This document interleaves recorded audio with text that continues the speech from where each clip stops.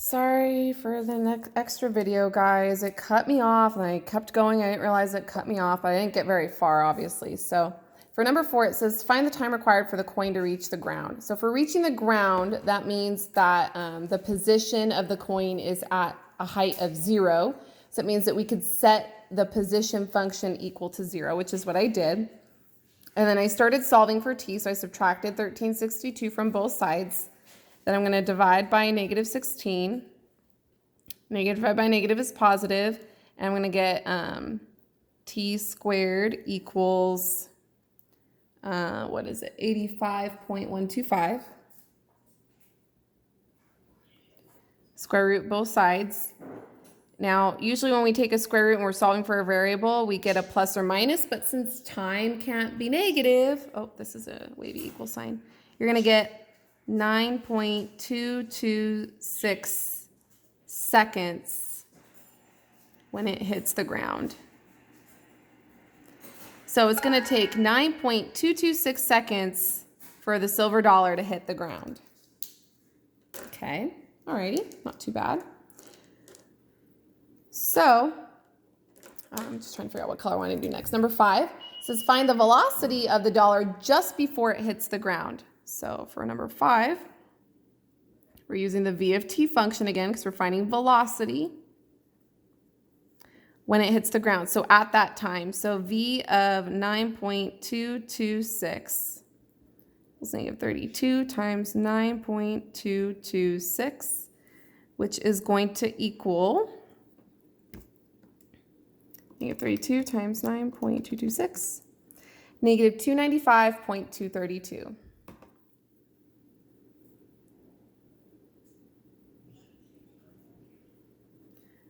So feet per second. So when it hits the ground, the velocity of that silver dollar right before it hits is negative, it's falling at a rate of 295 feet per second. So right before it hits the ground, it is moving.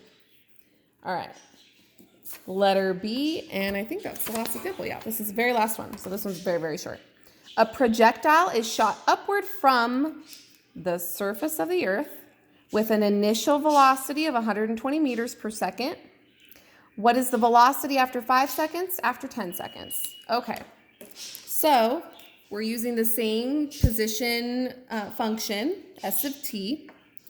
So we're going to have s of t equals negative 16t squared plus the initial velocity this time isn't 0. It's already moving at 120 meters. So we'll plug in, oops, you guys can't see it. We'll plug in 120 for v naught. So 120t. Okay. And then plus s naught, the initial height. Well, the projectile is shot from the surface of the earth, so its initial height is on the ground, so it's at a height of 0. Okay? Because that's what the ground represents. 0 feet up in the air. Okay, so we got to figure out what it is after 5 seconds and then after 10 seconds. So the velocity. So since we're finding velocity, that means we need the instantaneous rate of change, which means we need the derivative of this function. So we're finding velocity. So that means we're finding s prime of t, which means that we are finding a velocity function. Okay. So the derivative of this, we'll use the power rule. If I drop down the 2, that'll be a negative 32t plus 120. So this is our velocity function, our derivative, okay? And now let's go for after 5 seconds. Let's see what it is. After 5 seconds. So that means we have to plug in a 5 for t in v of t. So negative 32 times 5 plus 120. Negative 32 times 5 plus 120 is negative 40. So it's falling at negative 40 meters per second. Okay, after 10 seconds.